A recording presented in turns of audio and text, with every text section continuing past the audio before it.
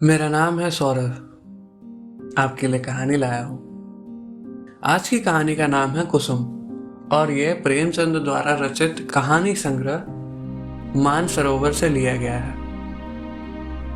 चलिए शुरू करते हैं। साल भर की बात है। एक दिन शाम को हवा खाने जा रहा था कि वहां से नवीन से मुलाकात हो गई। पुराने दोस्त हैं मेरे, बड़े बेतकल्लुफ और मनचले। आगरे में मकान है, अच्छे कवि है। उनके कवि समाज में कई बार शरीक हो चुका हूँ। ऐसा कविता का उपासक मैंने नहीं देखा। पेशा तो वकालत, पर डूबे रहते हैं काव्य चिंतन में। आदमी ज़हीन है। मुकदमा सामने आया और उसकी तह तक पहुंच गए। इसलिए कभी कभी मुकदमे मिल जाते हैं, लेकिन कचहरी के बाहर अदालत या मुकदमे की चर्चा उनके लिए निषिद्ध है। अदालत की चार दीवारी के अंदर 4-5 घंटे वह वकील होते हैं। चार दीवारी के बाहर निकलते ही कवि हैं, सिर से पांव तक। जब देखिए कवि मंडल जमा है, कवि चर्चा हो रही है, रचनाएं सुन रहे हैं, मस्त होकर झूम रहे हैं और अपनी रचनाएं सुनाते समय तो उन पर एक तल्लीनता सी छा जाती है। कंठ स्वर भी इतना मधुर है कि उनके पद बाण की तरह सीधे कलेजे में उतर जाते हैं। आध्यात्म में माधुर्य की सृष्टि करना, निर्गुण में सगुण की बहार दिखाना उनकी रचनाओं की विशेषता है। वह जब लखनऊ आते हैं मुझे पहले सूचना दे दिया करते हैं। आज उन्हें अनायास लखनऊ में देखकर मुझे आश्चर्य हुआ। आप यहाँ कैसे? कुशल तो हैं? मुझे आने की सूचना तक न दी। बोले, भाईजान एक जलाल में फंस गया हूं। आपको सूचित करने का समय न था। फिर आपके घर को मैं अपना घर समझता हूं। इस तकल्लुफ की क्या जरूरत है कि आप मेरा कोई विशेष प्रबंधन करें। मैं एक जरूरी मामले में आपको कष्ट देने आया हूं। इस वक्त की सैर को स्थगित कीजिए और चलकर मेरी विपत्ति कथा सुनिए। मैंने घबरा कर कहा, आपने तो मुझे चिंता में डाल दिया। आप और विपत्ति, वो भी कथा? मेरे तो प्राण सूख जाते हैं। घर चलिए, चित्त शांत हो तो सुनाऊं। बाल बच्चे तो अच्छी तरह हैं। बात वैसी बात नहीं है। हम दोनों घर की ओर चले। घर पहुंचकर उनका हाथ मुंह धुलाया, शरबत पिलाया। इलायची पान खाकर उन्होंने अपनी विपत्ति कथा सुनानी शुरू की। कुसुम के विवाह में आप गए ही थे। उसके पहले भी आपने उसे देखा था। मेरा विचार है कि किसी सरल प्रकृति के युवक को आकर्षित करने के लिए जिन गुणों की जरूरत है वह सब उसमें मौजूद है। आपका क्या ख्याल है? मैंने तत्परता से कहा, मैं आपसे कहीं ज्यादा कुसुम का प्रशंसक हूं। ऐसी लज्जाशील, सलीकेदार और विनोदिनी बालिका मैंने दूसरी नहीं देखी। महाशय नवीन ने करुण स्वर में कहा, वही कुसुम आज अपने पिता के निर्दयी व्यवहार के कारण रो रो कर प्राण दे रही है। उसका गौना हुए 1 साल हो रहा है। इस बीच में वह 3 बार ससुराल गई, पर उसका पति उससे बोलता ही नहीं। उसकी सूरत से बेजार है। मैंने बहुत चाहा कि उसे बुलाकर दोनों में सफाई करा दूं, मगर ना आता है, ना मेरे पत्रों का उत्तर देता है। न जाने क्या गांठ पड़ गई है कि उसने इस बेदर्दी से आंख फेर ली। अब सुनता हूं उसका दूसरा विवाह होने वाला है। कुसुम का बुरा हाल हो रहा है। आप शायद उसे देखकर पहचान भी ना सके। रात दिन रोने के सिवा दूसरा काम नहीं है। इससे आप हमारी परेशानी का अनुमान कर सकते हैं। जिंदगी की सारी अभिलाषाएं मिटी जाती हैं। हमें ईश्वर ने पुत्र न दिया, पर हम अपनी कुसुम को पाकर संतुष्ट थे। और अपने भाग्य को धन मानते थे। उसे कितने लाड़ प्यार से पाला, कभी उसे फूल की छड़ी से भी ना छुआ। उसकी शिक्षा दीक्षा में कोई बात उठा न रखी। उसने बीए नहीं पास किया, लेकिन विचारों की प्रौढ़ता और ज्ञान विस्तार में किसी उच्च दर्जे की शिक्षित महिला से कम नहीं है। आपने उसके लेख देखे हैं। मेरा ख्याल है बहुत कम देवियां वैसे लेख लिख सकती हैं। समाज, धर्म, नीति, सभी विषयों में उसके विचार बड़े परिष्कृत हैं। बहस करने में तो वो इतनी निपुण है कि मुझे आश्चर्य होता है। गृह प्रबंधन में इतनी कुशल कि मेरे घर का प्राय सारा प्रबंध उसी के हाथ में है। किंतु पति की दृष्टि में वह पांव की धूल के बराबर भी नहीं। बार बार पूछता हूँ तूने उसे कुछ कह दिया है या क्या बात है? आखिर वह क्यों तुझसे इतना उदासीन है? इसके जवाब में रोकर यही कहती है, हाँ, मेरा विचार है कि पहले ही दिन उन दोनों में कुछ मनमुटाव हो गया। वह कुसुम के पास आया होगा और उससे कुछ पूछा होगा। उसने मारे शर्म के जवाब न दिया होगा। संभव है उससे 2-4 बातें और भी की होगी। कुसुम ने सिर न उठाया होगा। आप जानते ही हैं कि कितनी शर्मीली है। बस पतिदेव रूठ गए होंगे। मैं तो कल्पना ही नहीं कर सकता कि कुसुम जैसी बालिका से कोई पुरुष उदासीन रह सकता है, लेकिन दुर्भाग्य को कोई क्या करे। दुखिया ने पति के नाम कई पत्र लिखे, पर उस निर्दयी ने एक का भी जवाब न दिया। सारी चिट्ठियां लौटा दी। मेरी समझ में नहीं आता कि उस पाषाण हृदय को कैसे पिघलाऊं। मैं खुद तो उसे कुछ लिख नहीं सकता। आप भी कुसुम की प्राण रक्षा करें, नहीं तो शीघ्र ही उसके जीवन का अंत हो जाएगा और उसके साथ हम दोनों प्राण भी सिधार जाएंगे। उसकी व्यथा अब देखी नहीं जाती। नवीन जी की आंखें सजल हो गई। मुझे भी अत्यंत शोभ हुआ। उन्हें तसल्ली देता हुआ बोला, आप इतने दिनों इस चिंता में पड़े रहे, मुझसे पहले ही क्यों नहीं कहा? मैं आज ही मुरादाबाद जाऊंगा और लौंडे की इस बुरी तरह खबर लूंगा कि वह भी याद करेगा। उसको जबरदस्ती घसीट कर लाऊंगा और कुसुम के पैरों में गिरा दूंगा। नवीन जी में आत्मविश्वास पर मुस्कुराकर बोले, आप उसे क्या कहेंगे? या ना पूछिए। वशीकरण के कितने मंत्र हैं, उन सब की परीक्षा करूंगा। तो आप कदापि सफल ना होंगे। वह इतना शीलवान, इतना विनम्र, इतना प्रसन्नचित्त, इतना मधुभाषी कि आप वहां से उसके भक्त होकर लौटेंगे। वह नित्य आपके सामने हाथ बांधे खड़ा रहेगा। आपकी सारी कठोरता शांत हो जाएगी। आपके लिए तो एक ही साधन है, आपके कलम में जादू है। आपने कितने ही युवाओं को सन्मार्ग पर लाया है। हृदय में सोई हुई मानवता को जगाना आपका कर्तव्य है। मैं चाहता हूं आप कुसुम की ओर से ऐसा करुणाजनक, ऐसा दिल हिला देने वाला पत्र लिखें कि वह लज्जित हो जाए और उसकी प्रेम भावना सचेत हो उठे। मैं जीवन पर्यंत आपका आभारी रहूंगा। नवीन जी कवि ही तो ठहरे।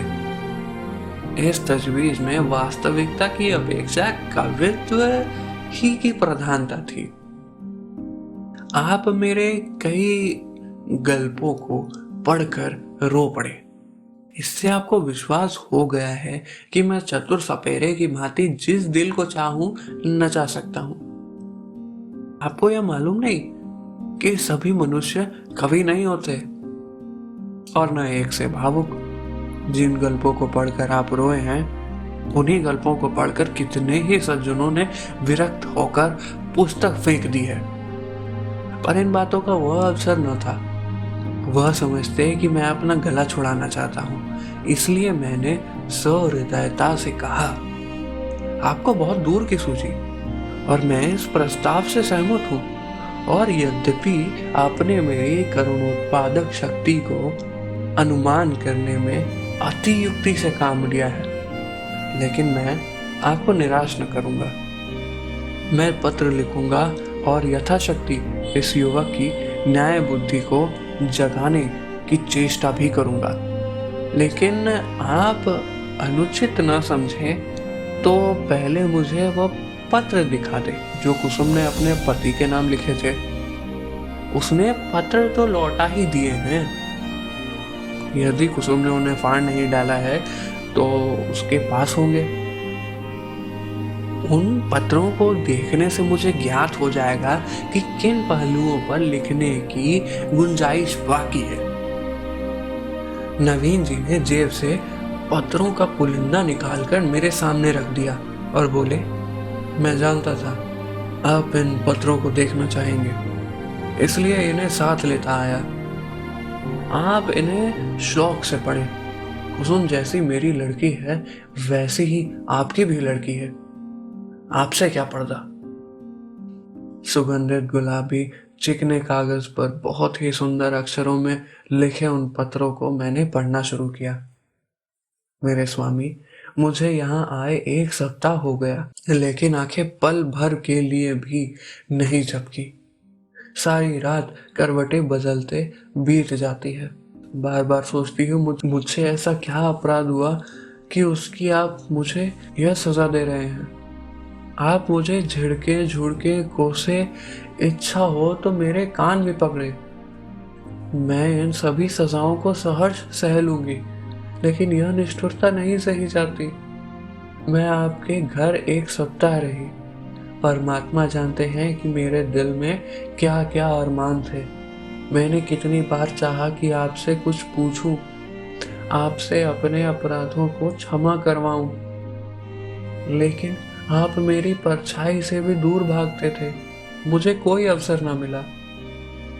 आपको याद होगा कि जब दोपहर में सारा घर सो जाता था तो मैं आपके कमरे में जाती थी और घंटों सिर झुकाए खड़ी रहती थी, पर आपने कभी आंख उठा कर न देखा। उस वक्त मेरे मन में क्या दशा होती थी, इसका कदाचित आप अनुमान न कर सकेंगे। मेरी जैसी अभागिन स्त्रियां इसका कुछ अंदाजा कर सकती हैं। मैंने अपनी सहेलियों से उनकी सुहागरात की कथाएं सुन सुनकर अपनी कल्पना में सुखों का जो स्वर्ग बनाया था उसे आपने कितनी निर्दयता से नष्ट कर दिया। मैं आपसे पूछती हूँ, क्या आपके ऊपर मेरा कोई अधिकार नहीं है? अदालत भी किसी अपराधी को दंड देती है तो उस पर कोई न कोई अभियोग लगाती है, गवाहियां लेती हैं, उनका बयान सुनती हैं। आपने तो कुछ पूछा ही नहीं। मुझे अपनी खता मालूम हो जाती तो आगे के लिए सचेत हो जाती। आपके चरणों पर गिर कर कहती, मुझे क्षमा दान दो। मैं शपथ पूर्वक कहती हूँ, मुझे कुछ नहीं मालूम। आप क्यों रुष्ट हो गए? संभव है आपने अपनी पत्नी में जिन गुणों को देखने की कामना की हो वह मुझ में ना हो। बेशक मैं अंग्रेजी नहीं पढ़ी, अंग्रेजी समाज की रीति नीति से परिचित नहीं, ना अंग्रेजी खेल खेलना जानती हूँ। और भी कितनी त्रुटियां मुझ में होगी। मैं जानती हूँ कि मैं आपके योग्य न थी। आपको मुझसे कई अधिक रूपवती, गुणवती, बुद्धिमती स्त्री मिलनी चाहिए थी, लेकिन मेरे देवता, दंड अपराधों का मिलना चाहिए, त्रुटियों का नहीं। फिर मैं तो आपके इशारे पर चलने को तैयार हूँ। आप मेरी दिलजोई करें, फिर देखिए मैं अपनी त्रुटियों को कितनी जल्द पूरा कर लेती हूँ। आपका प्रेम कटाक्ष मेरे रूप को प्रदीप्त, मेरी बुद्धि को तीव्र और मेरे भाग्य को बलवान कर देगा। वह विभूति पाकर मेरा कायाकल्प हो जाएगा। स्वामी, क्या आपने सोचा है आप यह क्रोध किस पर कर रहे हैं? वह अबला जो आपके चरणों पर पड़ी हुई आपसे क्षमादान मांग रही है, जो जन्म जन्मांतर के लिए आपकी चेरी है, क्या इस क्रोध को सहन कर सकती है? मेरा दिल बहुत कमजोर है। मुझे रुलाकर आपको पश्चाताप के सिवा और क्या हाथ आएगा? इस क्रोधाग्नि की एक चिंगारी मुझे भस्म कर देने के लिए काफी है। अगर आपकी यह इच्छा है कि मैं मर जाऊं, तो मैं मरने के लिए तैयार हूं। केवल आपका इशारा चाहती हूँ। अगर मरने से आपका चित्त प्रसन्न हो तो मैं बड़े हर्ष से अपने को आपके चरणों पर समर्पित कर दूंगी। मगर इतना कहे बिना नहीं रहा जाता कि मुझमें 100 ऐब हों, पर एक गुण भी है। मुझे दावा है कि आपकी जितनी सेवा मैं कर सकती हूँ, उतनी कोई दूसरी स्त्री नहीं कर सकती। आप विद्वान हैं, उदार हैं, मनोविज्ञान के पंडित हैं। आपकी लौंडी आपके सामने खड़ी दया की भीख मांग रही है। क्या उसे द्वार से ठुकरा दिया जाएगा? आपकी अपराधिनी कुसुम। यह पत्र पढ़कर मुझे रोमांच हो गया। यह बात मेरे लिए असह्य थी कि कोई स्त्री अपने पति की इतनी खुशामद करने पर मजबूर हो जाए।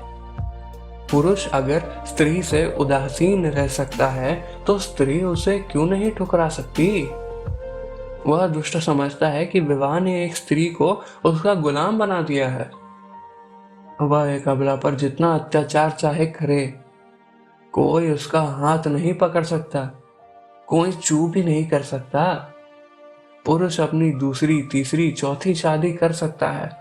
स्त्री से कोई संबंध न रहकर भी उस पर उसी कठोरता से शासन कर सकता है। वह जानता है कि स्त्री कुल मर्यादा के बंधनों में जकड़ी हुई है। उसे रो रो कर मर जाने के सिवा और कोई उपाय नहीं है। अगर उसे भय होता कि औरत भी उसकी ईंट का जवाब पत्थर से नहीं, ईंट से भी दे सकती है। अच्छा, ईंट से भी नहीं? अच्छा, ओके। अगर उसे भय होता कि औरत उसकी ईंट का जवाब पत्थर से नहीं, ईंट से भी नहीं, केवल थप्पड़ से दे सकती है, तो उसे भी इस बदतमीजी का साहस न होता। बेचारी स्त्री कितनी विवश है। शायद मैं कुसुम की जगह होता तो इस निष्ठुरता का जवाब उसकी 10 गुना कठोरता से देता। उसकी छाती पर मूंग दलता, संसार के हंसने की जरा भी चिंता न करता।